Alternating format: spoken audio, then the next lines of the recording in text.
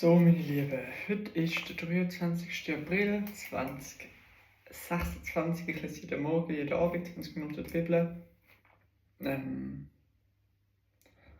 Nachdem ich gestern überglücklich geschlafen und bla bla und mich wie der King ever gefühlt habe und mich ein bisschen bei Gott bedankt habe, ist mir das Portfolio heute Morgen wieder ein bisschen down. Was okay ist, was fair ist, aber ich mich nicht beklagen will, weil he's been so gracious with me. Ja. Ich gebe mir selber noch eine Woche Zeit. Und dann kommt der Exit.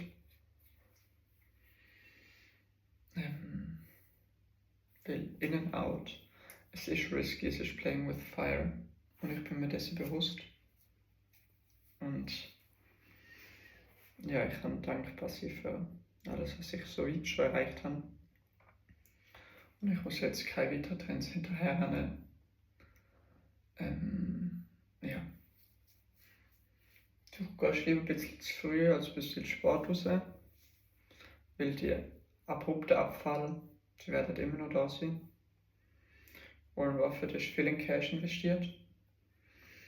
Und ich bin mir sehr ziemlich sicher, dass ich, oder dass eine 50% Cash-Position zum jetzigen Zeitpunkt, ich denke mal, nicht schaden könnte. Und ich muss am Wochenende wirklich einen Deep Dive machen. Am Wochenende muss ich wirklich einen Deep Dive machen.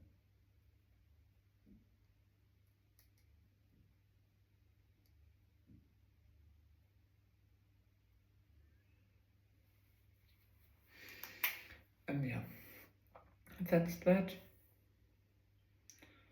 Und dann kommt das alles gut. Also, ich glaube, 23rd of April, Job 36. Elihu continued speaking. One more thing. Job 23:10. I want to read real quick because I posted it yesterday on my Instagram story. And it says the following. But he knows where I am going. And when he tests me, I will come out as pure gold.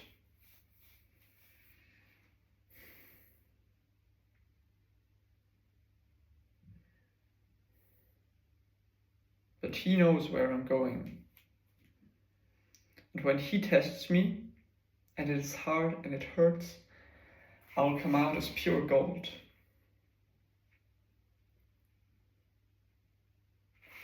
This is really beautiful.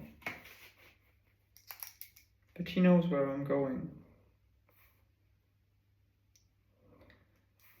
And when he tests me,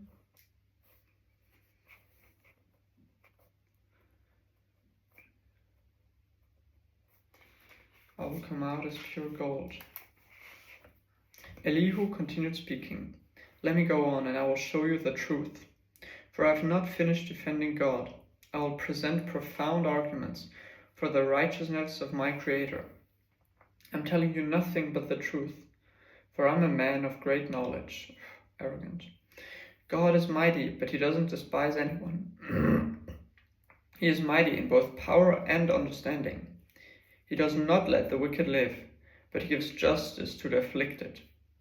He never takes his eyes off the innocent, but he sets them on thrones with kings and exalts them forever. If they are bound in chains and caught up in a web of trouble, he shows them the reason. He shows them their sins of pride. He gets their attention and commands that they turn from evil. If they listen and obey God, they will be blessed with prosperity throughout their lives. All their years will be pleasant, but they refuse to listen to him. They will cross over the river of death, dying from lack of understanding, for the godless are full of resentment, even when he punishes them. They refuse to cry out to him for help. They die when they are young, after wasting their lives in immoral living. But by means of their suffering, he resuscitates those who suffer, for he gets their attention through adversity. God is leading you away from danger. Job, to a place free of distress. He is setting your table with the best food, but you're obsessed with whether the godless will be judged. Don't worry, judgment and justice will be upheld. But watch out, or you may be seduced by wealth. That's right. Watch out, or you may be seduced by wealth.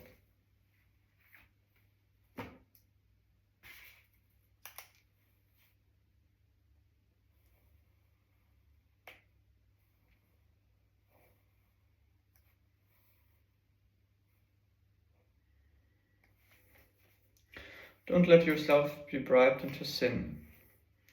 Could all your wealth or all your mighty efforts keep you from distress? Do not long for the cover of night, for what is when people will be destroyed? Be on guard. Turn back from evil, for God sent this offering, to keep you from a life of evil. Elihu reminds Job of God's power. Look, God is all-powerful. Who is a teacher like him?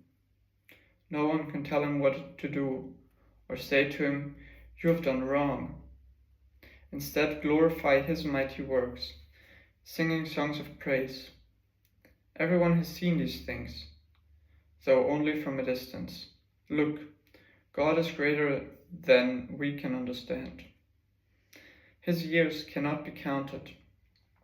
He draws up the water vapor and then distills it into rain. The rain pours down from the clouds, and everyone benefits.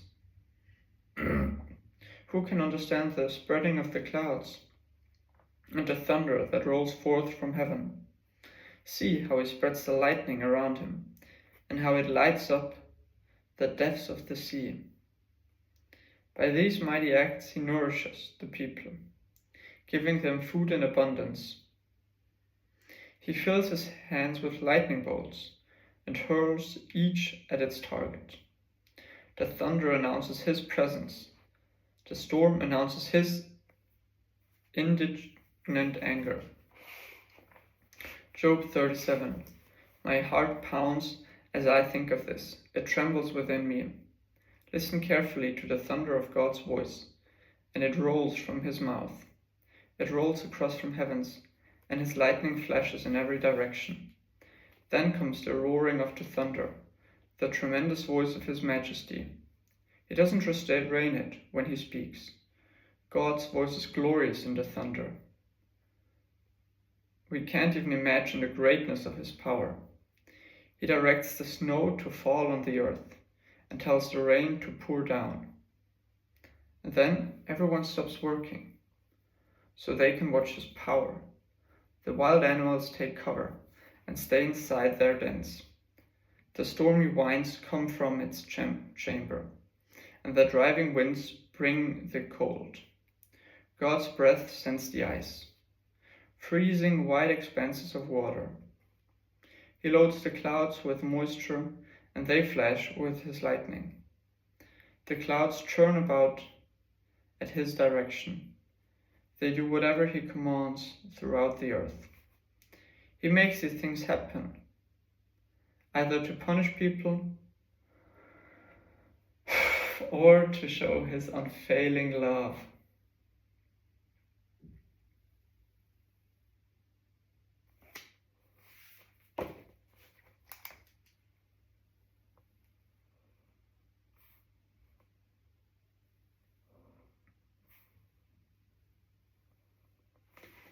He makes these things happen, either to punish people or to show his unfailing love.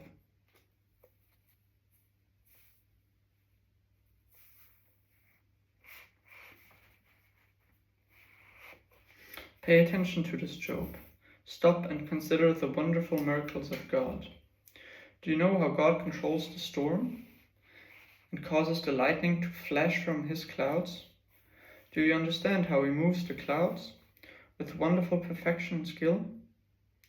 When you are sweltering in your clothes, and the south wind dries down and everything is still, he makes the skies reflect the heat like a bronze mirror.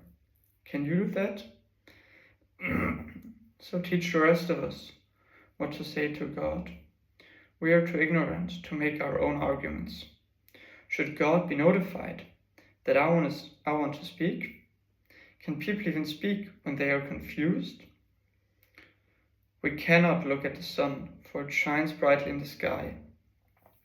When the wind clears away the clouds, so also golden splendor comes from the mountains of God. He is clothed in dazzling splendor. We cannot imagine the power of the Almighty, but even though He is just and righteous, He doesn't destroy us. No wonder people everywhere fear Him. All who are wise show Him reverence. Job 38.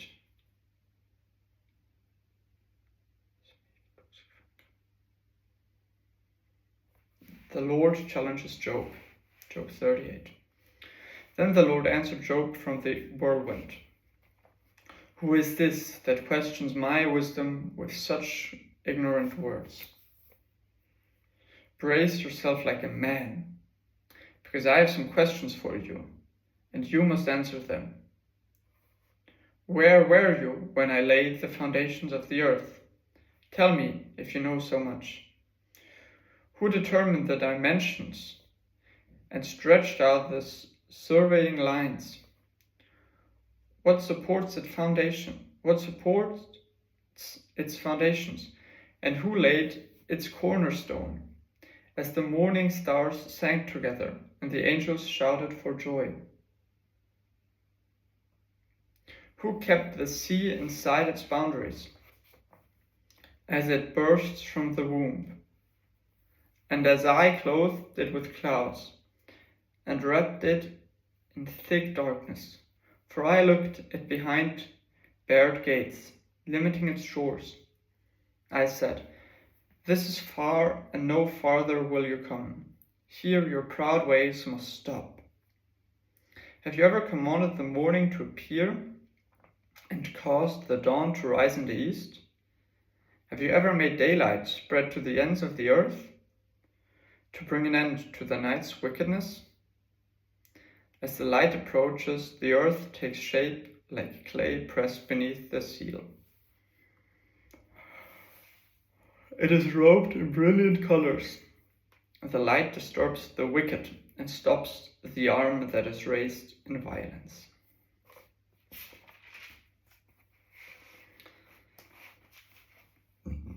Have you explored the springs from which the seas come?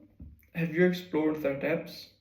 Do you know where the gates of death are located? Have you seen the gates of utter gloom? Do you realize the extent of the earth? Tell me about it, if you know. Where does light come from, and where does darkness go? Can you take each to its home? Do you know how to get there? But of course you know all this.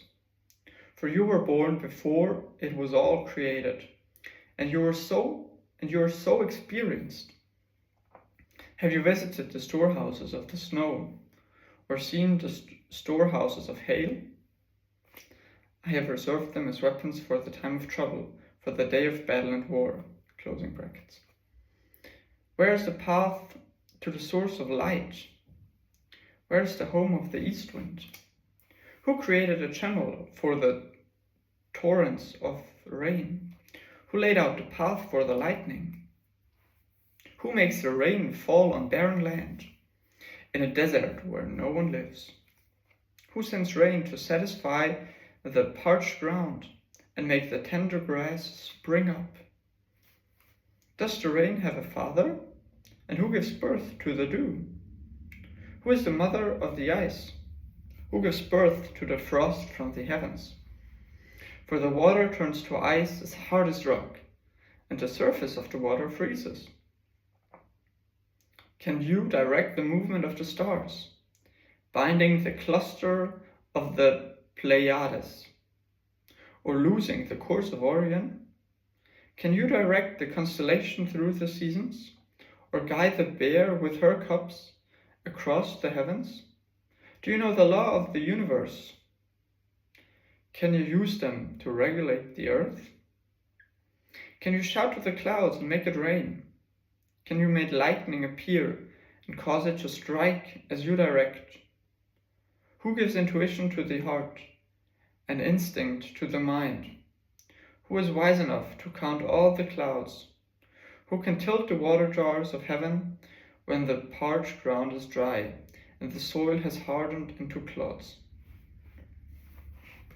Can you stalk prey for a lioness and satisfy the young lion's appetites as they lie in their dens or crouch in the thicket? Who provides food for the ravens, and their young cry out to God and wander about in hunger? Job 39. The Lord's challenge